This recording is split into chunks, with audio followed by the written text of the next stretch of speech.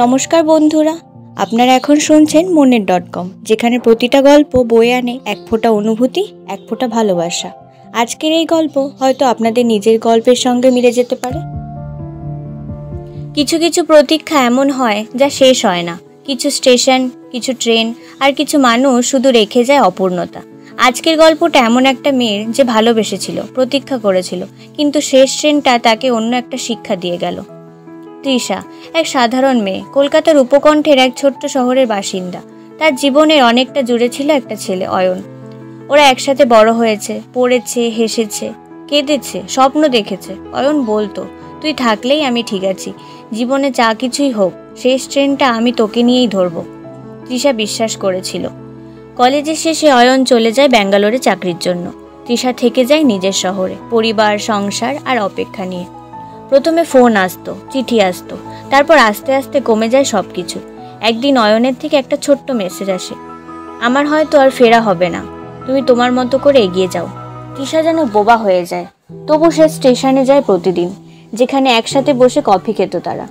দেখে শেষ ট্রেনটা আসছে যাচ্ছে, কিন্তু অয়ন আর আসছে না।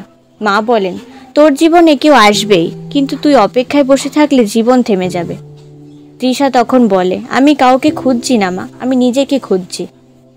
তৃষা একদিন সিদ্ধান্ত নেয়, এই শেষ ট্রেনের প্ল্যাটফর্ম নয়, নিজের ভবিষ্যতের প্ল্যাটফর্ম বানাবে। সে শহরের একটা স্কুলে পড়াতে শুরু করে। সন্ধ্যেতে লাইব্রেরি যায়, নিজের লেখা কবিতা পড়ে। ধীরে ধীরে ছোট গল্প লিখে ফেসবুকে দিতে থাকে। মানুষ তাকে চিনতে শুরু করে। এই নাকি সেই মেয়ে যে ভালোবাসায় ভেঙে পড়ে নিজের জীবন গড়েছে। একদিন একটা সাহিত্য সম্মেলনে সে নিজের কবিতা পড়ে। সেখানে এক বৃদ্ধ এসে বলে, তুমি জানো মেয়ে, তুমি আমার জীবনের শেষ ট্রেন, আমি তোমার কথায় বাঁচতে শিখেছি। তৃষার চোখে জল আসে। শেষ ট্রেনটা আসলে কখনো মানুষ নয়, সেটা একটা উপলব্ধি। 2 বছর পর অয়নের মেসেজ আসে হঠাৎ, তুই এখন যা করছিস দেখে সত্যি ভালো লাগছে, আমি তোকে হারিয়েই বুঝেছি তুই কি ছিলি। তৃষা শুধু উত্তর দেয়, ধন্যবাদ অয়ন, তুই না থাকলে আমি হয়তো কোনোদিন নিজেকে খুঁজেই পেতাম না। সেই রাতে তৃষা শেষবারের মতো স্টেশনে যায়। শেষ ট্রেন আসে, থামে, আবার চলে যায়। তৃষা বসে থাকে না আর, হাঁটতে হাঁটতে বাড়ির দিকে চলে যায়। এইবার সে নিজের জন্য ফিরছে। তৃষা সে সেই মেয়ে যে কারোর হাসির পেছনে নিজের অশ্রু লুকাতে জানে। তার জীবনে প্রেম ছিল, ভালোবাসা ছিল, কিন্তু সেই প্রেমে এক পেশি ছায়া ছিল।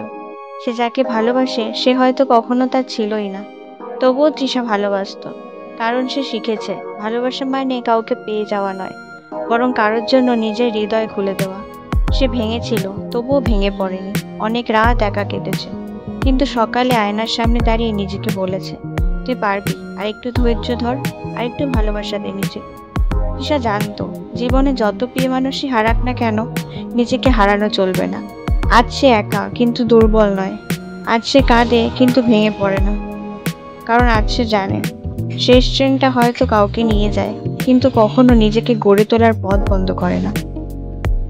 জীবনের অনেক রাস্তায় আমরা কাউকে নিয়ে হাঁটতে চেয়েছিলাম, কিন্তু তারা ফিরে তাকায়নি। তবুও আমরা হাঁটা থামাই না, কারণ জীবন কারোর জন্য থামে না। তৃষার গল্প যদি আপনার জীবনের কোনো অধ্যায়ের মতো হয়, তাহলে একটা কথা মনে রাখবেন, সবাই ফিরে আসে না, কিন্তু আপনি নিজেকে ফিরে পেতেই পারেন। ভালোবাসা কখনো কখনো হারিয়ে যায়, আর সেই হারানো ভালোবাসার স্মৃতি হয়ে যায় বুকের ভেতর চিরস্থায়ী এক যন্ত্রণা। কিন্তু জীবন কখনো থেমে থাকে না।